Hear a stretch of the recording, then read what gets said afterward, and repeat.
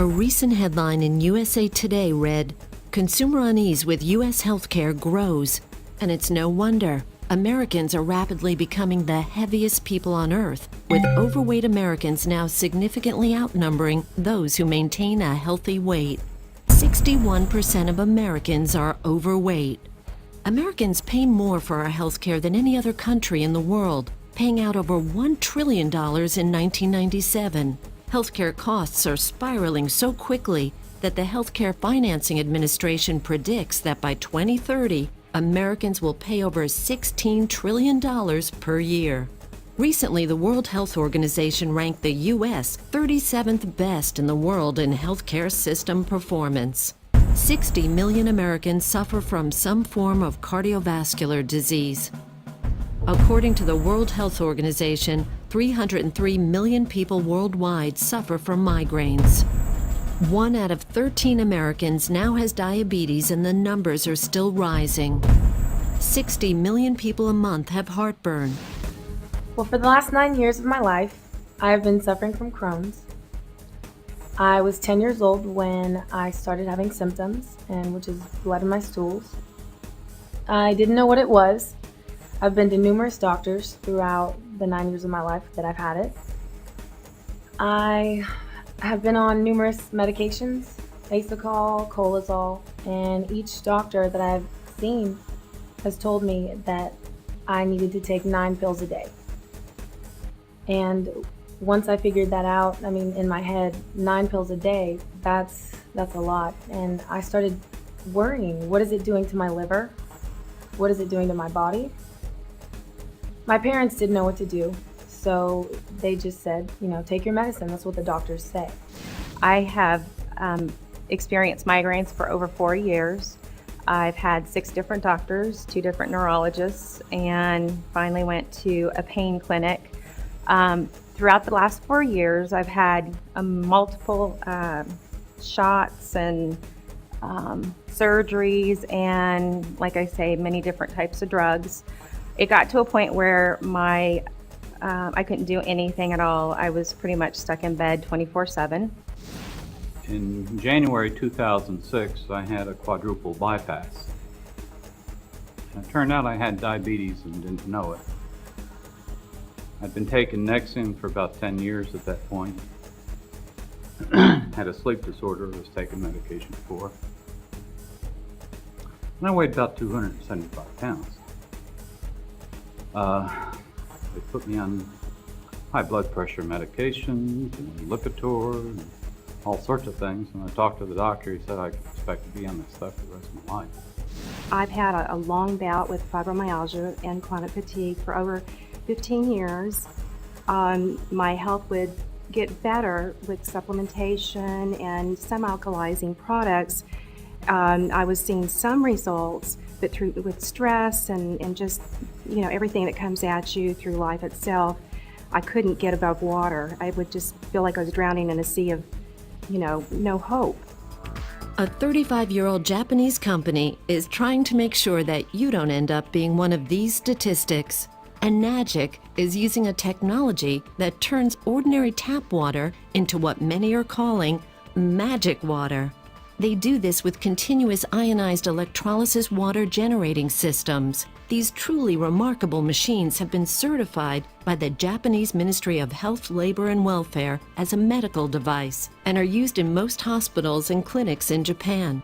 They are also endorsed by the prestigious Japanese Association of Preventive Medicine for Adult Diseases and are the only company with an endorsement from this group of medical doctors. Water makes up 70 to 90% of the human body, including 95% of blood plasma. Many health authorities recognize that dehydration is one of the most common causes of illness. Chronic dehydration is often part of a chronic disease process.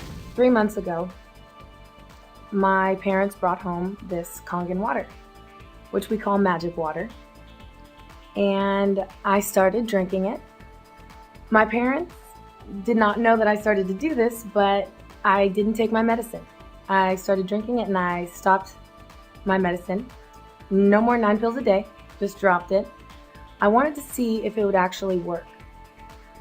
And lo and behold, it did. I have no more blood in my stool.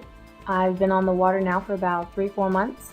By the third or fourth day, I experienced where I wasn't having horrible migraines.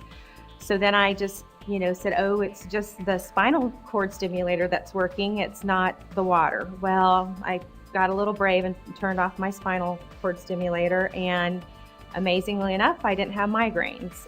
A week went by, I still didn't have migraines, and I guess it was about a month later that we finally bought our machine. And it's amazing to me that this water can do anything. It fixes everything. Our health is so much better. My health is so much better. And I'm happy to say that over the last 30 days, I just had surgery to take out the spinal cord stimulator. I bought a 501 machine, September,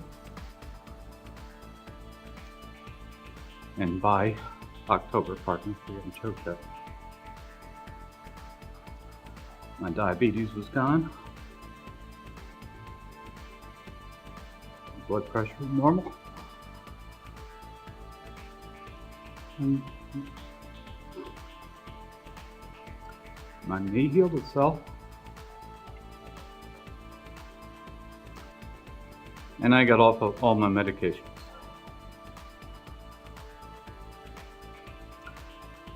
My energy levels have gone up through the roof. My constipation's gone. My hemorrhoids are gone. My fibromyalgia is so much better.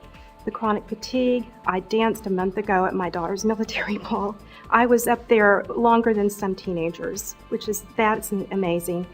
The acid reflux, it took about 4 or 5 months. It wasn't gone like some people say theirs has. Just being able to experience life and not be a recluse in a cave anymore is just awesome. The body has a truly remarkable and complicated water regulating system that rations water when it's in short supply until it receives unmistakable signals that it has access to an adequate supply. The problem is that some organs, like the brain, are higher on the priority list for water than others. Symptoms are the result of stressed organs that are dehydrated. This is much the same type of signal your car would give if the cooling system were overheating while climbing a steep hill. In both cases, if proper measures are not taken, a breakdown can occur. Well, most people know that the human body is about 75% water. And one of the ways I like to explain that and put it in perspective for the average person is to say that we take that 10 gallons of water out of a 150-pound person and we dump it into a fish tank. And when you put it in a fish tank, you add your fish, and then you have to start feeding the fish. So we're going to dump our fish food in the top. We're going to let the fish swim over and eat the fish food, and then they're going to digest that food and use it for energy, and then they're going to put the waste back out into the water. And what happens is over time the fish keep doing that process. We keep feeding them, they keep eating, they keep pooping, and pretty soon that water gets really dirty. Now, most of us know that when the fish start to get sick, something has to happen. So we have to change the water. The cells in the body are just like that, just like the fish, in that they too are fed by the water that they swim around in or are bathed by. We call it interstitial fluid. And that water basically has to be carrying in the food, carrying in the oxygen to each individual cell, and it helps carry it through the cell wall, just like the fish has to get on the inside, and it's metabolized, and then the waste are expelled back out into the interstitial fluid, or the fish tank if you want to think of it that way.